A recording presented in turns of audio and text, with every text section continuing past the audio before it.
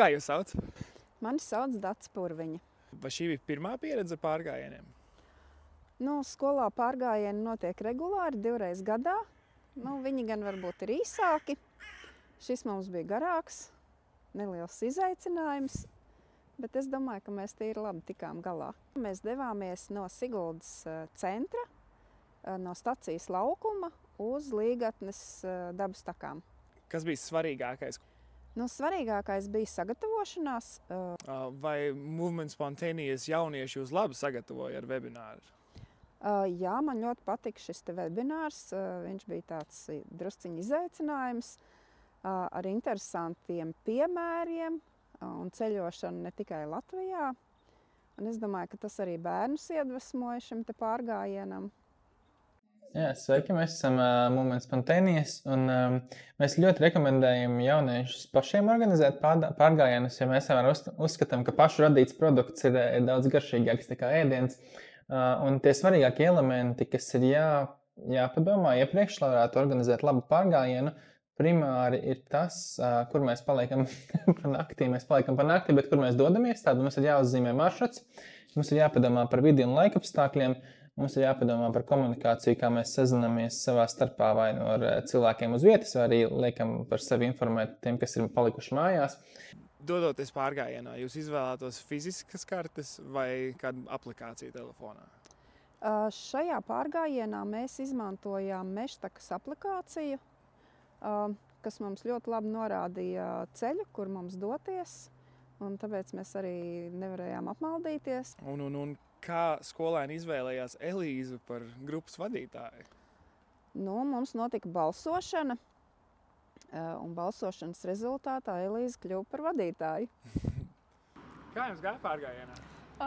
Bija ļoti labi, man ļoti patika, jauna pieredze. Jā, man tas pats. Bija forši arī sadarboties ar klases biedriem. Mums tika iedots rācijas arī tādā veidā, bija ļoti forši jauna pieredze ar rācijām. Jūs bijāt jau iepriekš gājuši pārgājienā? Jā, bet mēs nebijām tā kā ar tik garus gājuši. 30 km laikam bija. Šitas bija 30, iepriekš mēs gājām daudz mazāk.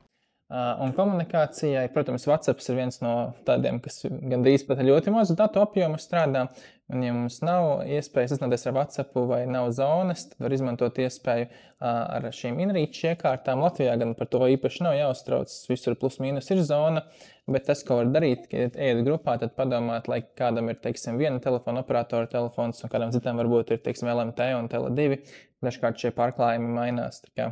Tas ir tas, ko var turēt prātā, un, ja gribas kaut ko ekstrēmāku, tad droši var ņemt līdzi arī rācijas, un tad jau vienmēr būs iespēja sazināties savā starpā. Kā vislabāk ģērbties pārgājienā? Ērti. Atbilstoši laikapstākļiem, lai nenosalts vai nepārkarsts. Es domāju, noteikti ir jāapskatās pirms tam laikapstākļi tajā aplikācijā. Ja lietus līdz, tad paņemt lietusjaku līdzi. Un ja arī ir tāda stipra saule vai karstums, tad arī cepura. Kas ir labākais ieteikums, ko tu vari dot cilvēkam, kurš gatavojas iet savā pirmajā pārgājienā? Ja tas ir par ekipējumu un apģērbu, tas noteikti vienmēr iesaku ģērbties kārtās, līdzīgi kā sīpols. Piemēram, tagad ir rudenīgs laiks un man ir kādas 4 kārtas. Un tad var ņemt vērā, ka, piemēram, tev būs kāda siltāka jaka, tad ir vidējais slānis un tad tev ir vai nu krekliņš vai džemperis. Ja tev ir vairākas kārtas, vienmēr varēs kādu novilkt nost, ja paliek karsti, un atkal, ja paliek augsts, tad var uzvilkt atpakaļ.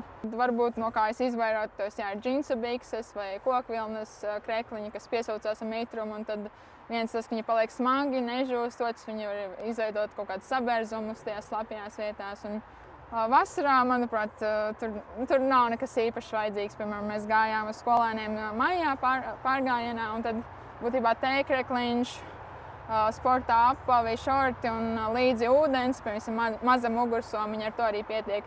Ko jūs ņēmāt līdzi ēst uz to pilnas dienas pārgājienu? Es ņēmu kaut kādus cepumus. Es paņēmu ūdeni, batoniņus, man bija sataisīts maizītes līdzi, ābols. Man bija kabanas desiņas vēl. Jā, kaut kas tāds. Bet mums arī iedevējs, vēl papildus tie rīkotāji. Dodoties pārgājienā, cik daudz ēdienas vispār ir jāņem līdzi? Ja mēs runājam par tādu viendienas pārgājienu, es teiktu, ka tās ir 2 līdz 3 ēdienreizes. Nu, piemēram, ja no rīta iziet no mājām, tad droši vien brokastu spēļ mājās, tad ir tāda viena, varbūt lielāka ēdienreize pusdienās, kur var izmantot dažādas jau turismu veiklā nopērkamas pārtikas pakas. Tas ir vai nu, piemēram, šāda veida, kas ir vakumā iepakotas vai arī bez vakuma. Ja, tur atšķirās bišķiņ garši arī, protams, bet arī tas, kā viņa tiek uzglabāta. Un noteikti, tad vakariņas atkal var plānot, vai nu, piemēram, tās ēda varbūt kafejnīcā, lai tāds patīkams noslēgums, vai atkal mājās, vai arī paņem līdzi, varbūt uzkodas. Dažkārt arī šīs 2 pilnās ēdienreizes nav nepieciešams un pietiek tikai ar uzkodām, un par kurām noteikti nevajag aizmirst. Un tajās var iekļaut riekšus, batoniņus, žāvētus augļus, arī svaigus augļus, piemēram, ābolus, bumbierus, varbūt mazāk banānus, kas atkal var tīri praktiski somā saspiesties, bet jā, un noteikti vajag atcerēties par ūdeni un arī paņemt līdzi termosu, kurā ir karsts ūdens, kuru jebkurā laikā var izmantot vai nu šādu ēdienu maltīšu sagatavošanā, vai arī tīri karsta dzērienu, tēju, kafiju, kakao un citas. Un cik ļoti iesaistījās skolēni vecāki visā plānošanā? Tā, ar plānošanu bija tā, ka mēs sākumā plānojām drusciņu garāku pārgājienu. Vecāki bija drusciņi uztraukušies, ka tas būs pa daudz, un tad mēs pārorganizējām šo pārgājienu ar gājienu līdz Līgatnes dabas takām, un tad tur vecāki mūs sagaidīja. Kopā mēs nogājām apmēram 20 kilometrus. Un vēl tad, kad pārgājiens bija galā, tad viņiem jautāja, vai viņi būtu vēl varējuši noiet to ceļu posmu līdz stacijai, un viņi teica, ka jā, mierīgi. Tātad noslēdzot, par ko tad būtu jāatceras. Pirmkārt, mums ir jāatceras, ka mums vajag maršrutu. Tātad to mēs uzzīmējam vai nu Stravā, vai Outdoor Active, vai arī OpenStreetMapos. Maršruta fails parasti ir GPX, to var ielikt vietpulkstenī, var saglabāt telefonā, un tur mēs redzam, kur mēs plānojam doties. Kas jums visvairāk patika no pārgājiena? Man patika tas, ka kolektīvs bija ļoti saliedēts. Bērni iesaistījās šajā procesā, gan organizēšanā, gan arī pārgājienā. Neviens nečīkstēja, visi bija aktīvi, sportiski. Tad saliedētība, teikt. Jā. Tas arī pēc tam redzams pēc pārgājiena? Jā. Es varu teikt, ka tad, kad es šo klasi saņēmu, viņa bija tāda drusciņa tā kā izjukusi, bet pēc tam noslēgumā es ar gandarījumu varēju izlaidumā teikt, ka mana klase ir pati foršākā.